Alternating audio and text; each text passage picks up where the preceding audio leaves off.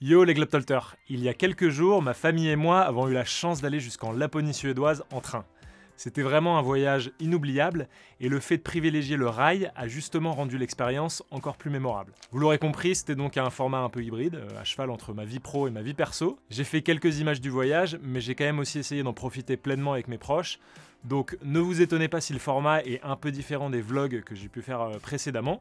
En tout cas, je vais vous partager mon retour d'expérience et tout un tas d'informations pratiques, mais avant ça, petit générique pour ceux qui ne connaîtraient pas la chaîne. Moi c'est Tolt, je suis youtubeur voyage depuis une dizaine d'années et en 2023 j'ai lancé Ourail, le média référence du voyage bas carbone. Et d'ailleurs, grande nouvelle, on a sorti notre premier bouquin. Tu y trouveras 45 itinéraires sans avion et sans voiture pour aller voir des aurores boréales en Laponie, découvrir le Maroc, la Sicile, l'Irlande ou tout simplement pour s'évader le temps d'un week-end. On t'a aussi partagé nos meilleurs conseils pour réserver tes billets de train au meilleur prix et ce dans toute l'Europe. On a vraiment voulu en faire le cadeau idéal pour t'inspirer et pousser tes proches à se lancer dans des aventures responsables. Et a priori c'est plutôt réussi puisqu'il fait partie des meilleures ventes chez de nombreux distributeurs et nos premiers lecteurs lui ont attribué la note de 5 étoiles. Pour vous rendre en Laponie en train, il y a évidemment une multitude d'options selon le temps que vous avez et le nombre d'étapes que vous souhaitez faire en chemin, mais je vais vous présenter les deux itinéraires qui me semblent être les plus directs et les plus agréables.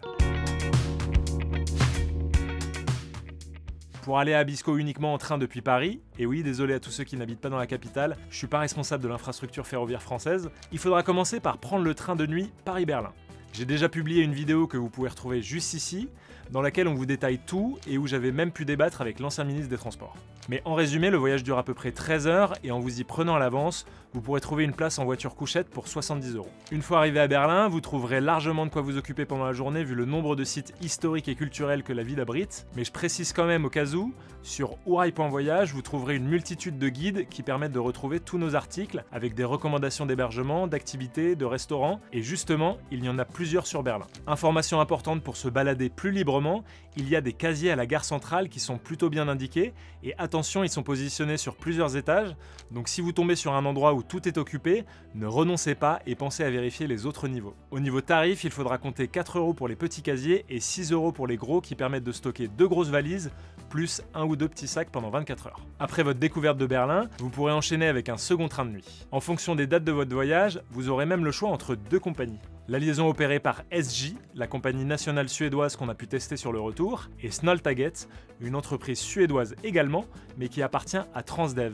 une société française que vous connaissez probablement, puisqu'elle opère certains tramways, bus et trains locaux en France. Et on a aussi pu monter à bord de ce train à l'aller entre Hambourg et Stockholm. En ce qui concerne Snåltaget, sachez qu'il ne s'agit pas d'un train régulier.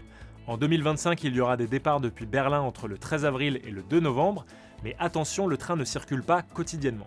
Pour connaître les dates et horaires de départ, on a justement rédigé un article complet sur le blog que je vous mets en description. Pour ce qui est du confort, vous pouvez réserver une place assise, soit à bord d'une voiture, ou bien pour un peu plus d'intimité au sein d'un compartiment pour 6 personnes. Pour ce type de billet, comptez au moins 43 €. Dans certains trains, vous pourrez aussi réserver un siège en première classe pour un peu plus de place et de confort. Et bien évidemment, le mieux reste de réserver une couchette dans un compartiment pour 6 personnes.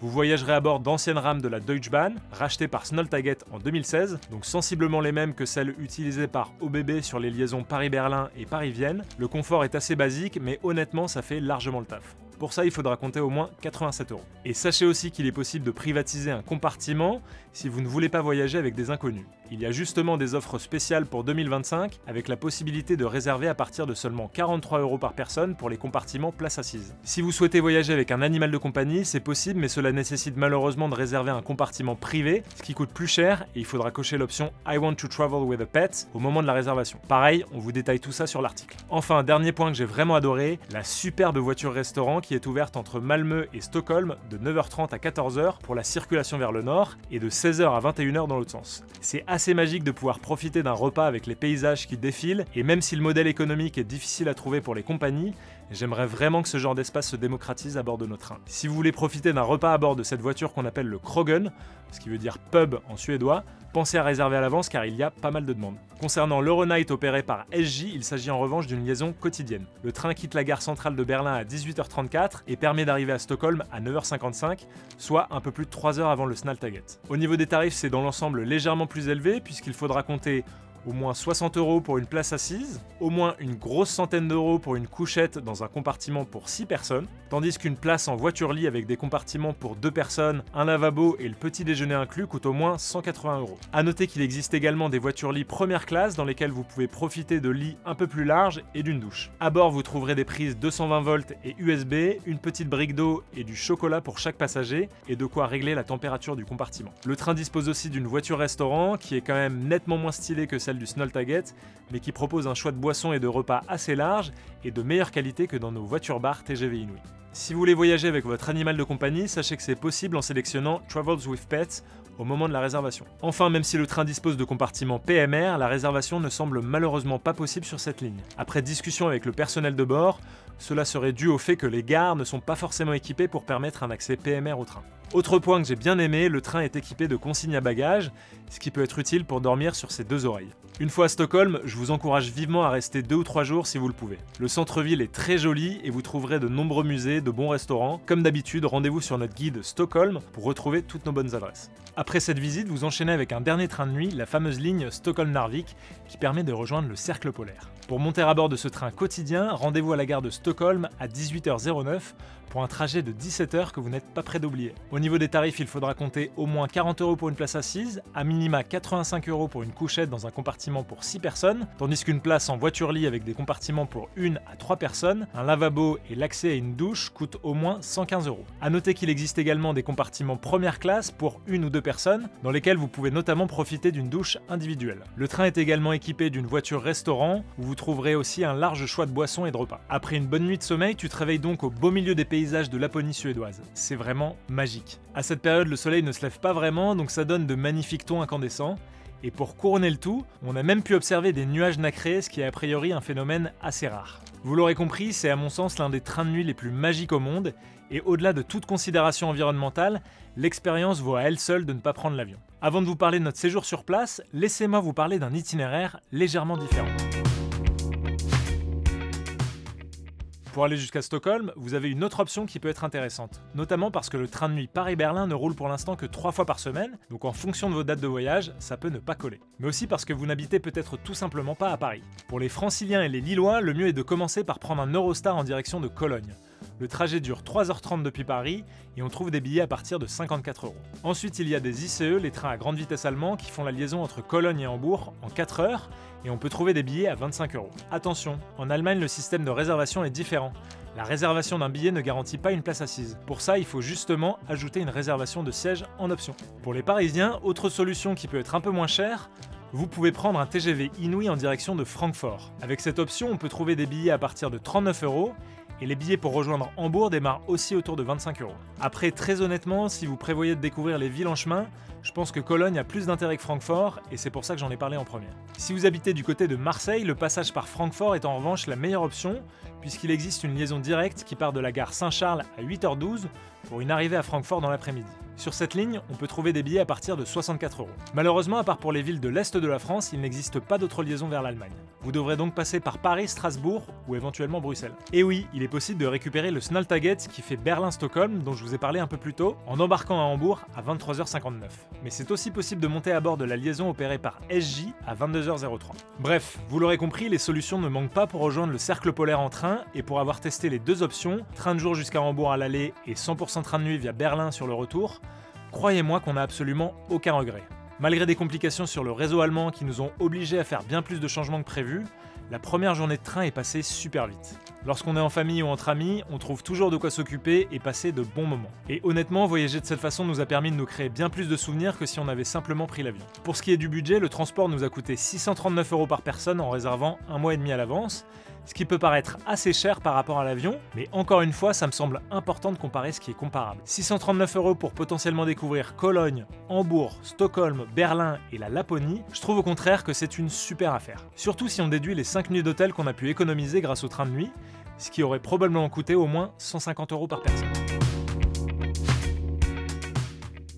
Et une fois arrivé sur place, pour l'hébergement, les repas et les activités, tu as plusieurs options. Avant de t'en dire plus, sache que j'ai écrit un article complet sur notre blog que tu retrouveras facilement sur notre guide Suède ou bien en faisant directement une recherche par ville sur le blog. Mais pour la faire courte, comme il s'agissait de mon deuxième séjour à Abisko, j'ai pu tester deux types de voyages. Un premier il y a presque 10 ans où j'étais parti avec un ami et où on a cherché à pas mal limiter nos dépenses, puis plus récemment avec ma famille où on s'est un peu plus fait plaisir. Personnellement, je te recommande de loger à la station touristique qui se trouve au cœur du parc national d'Abisko. Tu y trouveras un hôtel, une auberge de jeunesse avec des dortoirs, mais également des chalets ou cabines individuelles pour 6 à 7 personnes avec salon, cuisine et salle de bain. C'est cette option que nous avons choisie avec ma famille et honnêtement c'était vraiment parfait. Nous avions une superbe vue sur le lac et avons pu profiter des activités proposées sur place. Au sein de STF Abisko Tourist Station, on trouve de quoi se restaurer avec la petite boutique Fjallboden qui propose des gâteaux, sandwichs et boissons chaudes, le restaurant Kungsleden qui propose un buffet pour le petit déjeuner et le déjeuner ainsi qu'un dîner à la carte, et le bistrot Storstugan qui sert des pizzas, burgers et snacks. Dans les deux établissements, la nourriture est plutôt bonne et pas trop chère. Par exemple, il faut compter 165 couronnes suédoises, soit à peu près 14 € pour le buffet à volonté du déjeuner au Kungsleden. Et comme presque partout en Suède, on trouve à chaque fois des options végétariennes et sans gluten. La boutique permet aussi d'acheter et de louer du matériel comme des skis ou ces magnifiques bottes de neige jaunes. Pour ce qui est des activités, voici ce que je te recommande par ordre de préférence. Alors déjà, l'activité incontournable consiste évidemment à partir à la chasse aux aurores boréales. Quand je te dis chasse, je pèse mes mots.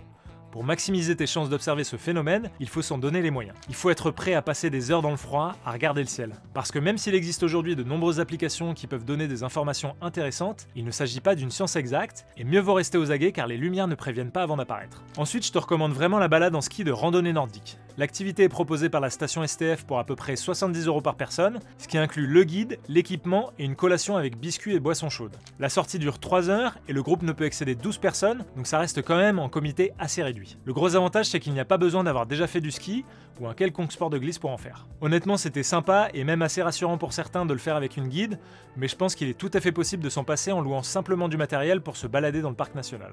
Seul point de vigilance, faire attention à ne pas partir trop tard car la nuit tombe tôt l'hiver. En troisième, je te recommande le sauna au bord du lac. J'ai vraiment adoré l'expérience car on se sent vraiment seul, perdu en pleine nature, et grâce aux fenêtres, on ne risque même pas de louper d'éventuelles aurores boréales. Pour cette activité, il faut compter à peu près 260 € pour maximum 10 personnes. Et enfin, dernière activité que j'ai aimée mais qui n'est pas faite pour toutes les bourses, le dîner gastronomique à l'Aurora Sky Station à 900 mètres d'altitude. On a passé une très bonne soirée, le dîner était très bon et on comprend aisément que l'acheminement de la nourriture en télésiège soit compliqué, mais 200 € par personne ça reste vraiment cher, surtout quand la météo ne permet pas de voir des aurores boréales. Il y a évidemment d'autres activités possibles comme une balade en traîneau à chien ou bien une excursion à Kiruna ou Narvik, mais je crois que cette vidéo est déjà assez longue et détaillée comme ça. J'espère que toutes ces infos te seront utiles et que ça t'a donné envie, et je te dis à bientôt pour une nouvelle vidéo.